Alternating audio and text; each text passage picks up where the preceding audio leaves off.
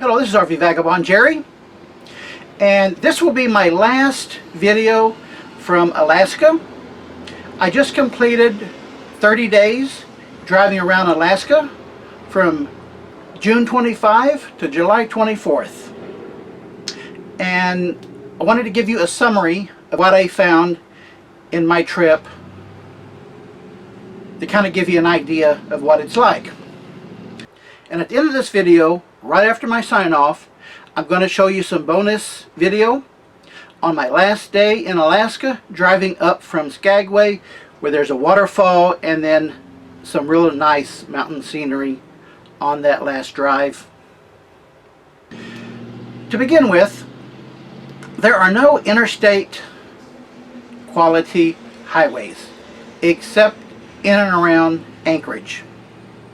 All of the roads around Alaska are basically one lane in each direction. Some places there's 2 lanes on one side of the road, like going up a hill, but there's not any like freeways. However, there's very few dirt roads, so it's pretty much all paved. However, this is the big however, there are a lot of frost heaves, and frost heaves are a bump or a ripple in the road, so that it's kind of like going down or through a roller coaster type thing. And that's mostly in the far north part of the state, because the colder it is, the more frost heaves develop. The highways are built flat, but when the water gets underneath the highways and then freezes, then it causes it to create a little bubble. There are some potholes, but not a whole lot.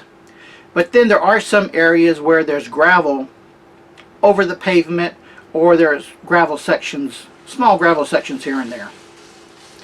But for the most part, it's very easily drivable, except that you need to drive pretty slow.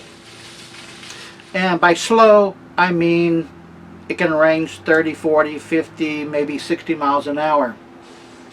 If you go too fast, even if the road looks good, you can be surprised and hit one of these frost heaves or something that can really kind of throw you out of whack. So you don't want to drive too fast, so don't expect any quick movement from one down to another. It could take a long time. Now, one of the best things about Alaska is that there are numerous rest stops along these roads, and you won't go many miles without seeing a rest stop. They're not really big, most of them. Some are big, but most of them are kind of small, but they're enough room for 5, 6, 7, 8 RVs. And you'll never see a no overnight parking sign in any of the Alaska rest stops. And a lot of people do use those rest stops to park overnight. I sure did most of the time. And also in Alaska, it's easy to find places to dump your waste tanks. And not quite so easy, but there are a number of places to find where you can fill up with fresh water. So with those 3 factors, I gotta say Alaska by far is the most RV friendly state in the 50 states. And they're very smart in doing that, because driving through Alaska in the summer outside of the cities, I think I saw more RVs than any other type of vehicle. It is just amazing how many people drive up to Alaska in RVs. And I know some people that go every year or every other year. It's amazing. And also, about almost all the time, driving through Alaska, you're looking at gorgeous scenery everywhere you go. Mountains in every direction, and the high mountains still have snow on them all summer long, I think. So you're going to have gorgeous scenery without ever getting out of your vehicle. That's one of the things that makes it so attractive to RVers, is that it is such a gorgeously scenic place to drive. Now, a bit of a negative is that Other than in Anchorage and a little bit in Fairbanks, you're not going to find any fast food chain restaurants or any chain restaurants. The small towns will have a number of restaurants, but they're just like mom and pop type restaurants, like family restaurants, and everything is expensive in Alaska. And many times I went into these restaurants and I'd get a hamburger, fries, and a Coke, and it would be $20 or more. That's very common. It's very hard to find any kind of a sandwich for less than $14 in a restaurant. Now, Anchorage is a city of, I think, about 450,000 people, including the metro area. And it's the least popular city in Alaska for RVers. It has a reputation of having a high crime, and not many RVers stay around there very long. And when I was in Anchorage, I tried, like everything, to find something interesting to video in Anchorage.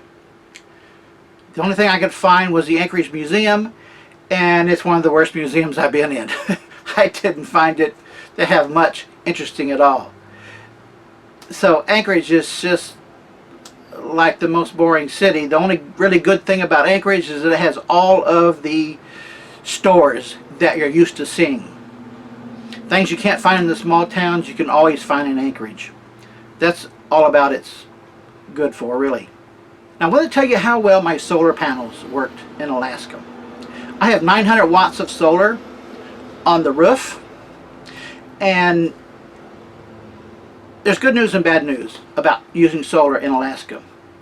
The good news is that you're going to get about 20 hours of solar collection per day. Now, that varies a lot depending on whether you're in the southern part of the state or the northern part of the state. And in Anchorage and further south, there's going to be a few hours of dark each night, really dark. But when you get up to close to Fairbanks, it doesn't get dark at all at night.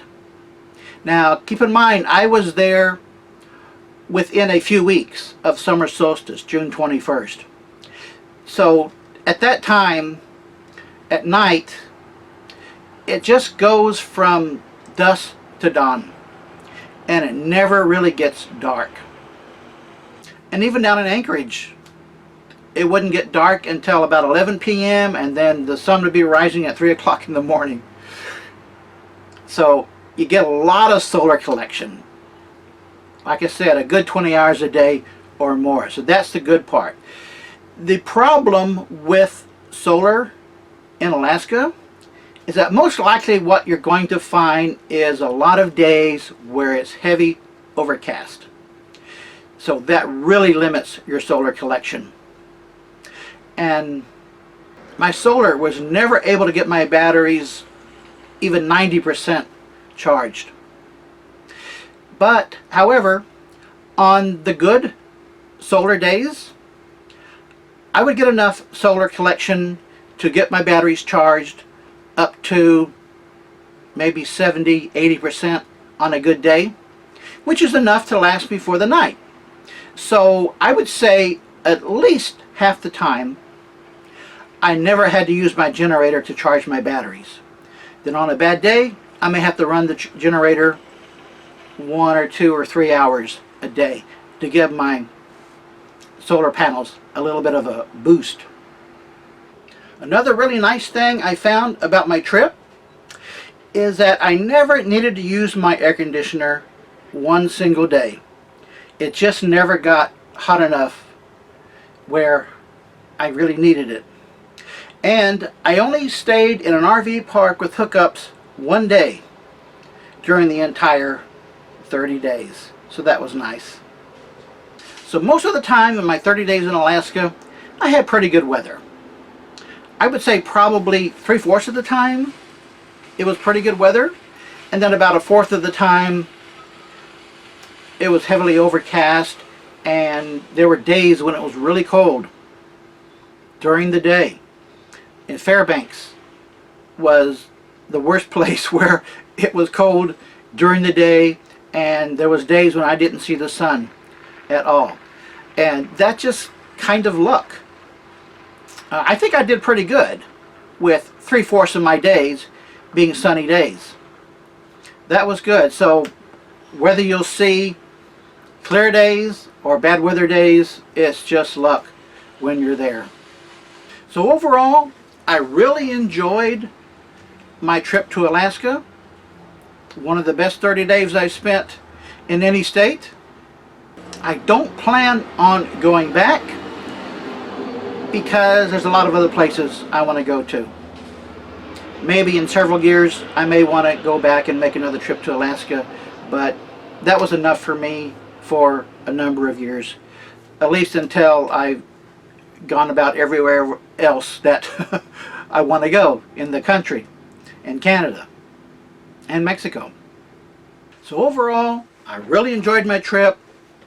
If you have any questions about it that I haven't covered, put it in the comments below and I will respond to all the questions. And if you're not a subscriber to my channel, please subscribe and then click the notifications bell so it'll let you know when I post a new video. And by the way, this is my second trip to Alaska. I flew up there once and drove around Alaska 10 days in a camper van, and I had a kind of similar experience with the weather there too. So if you haven't been to Alaska, I would encourage you to go take a vacation there, or if you've got more time like I do, drive up there. It'll be an experience of a lifetime. I've heard many people say driving to Alaska is the experience of a lifetime. Good day, folks. There's one more thing I wanted to show you that is several miles up the highway from Skagway, and it is just a few feet off of the highway here. How do you like this waterfall?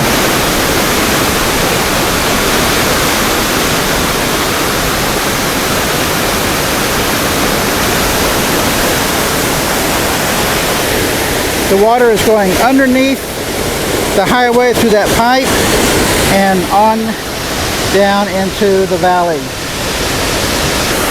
Very nice waterfall.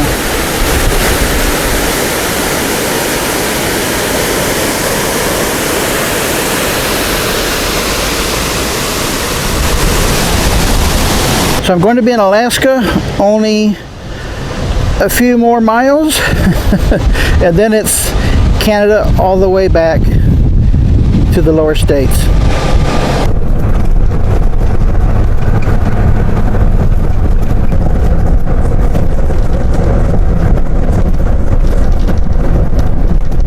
This is the Welcome to Alaska sign that everyone likes to get out and take a picture at.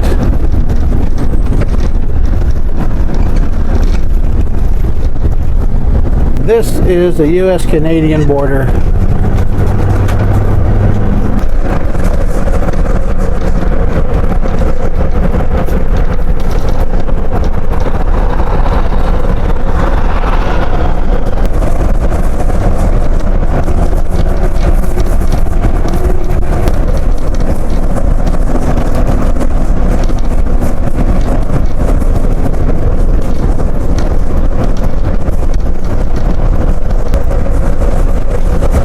How do you like my bug collection?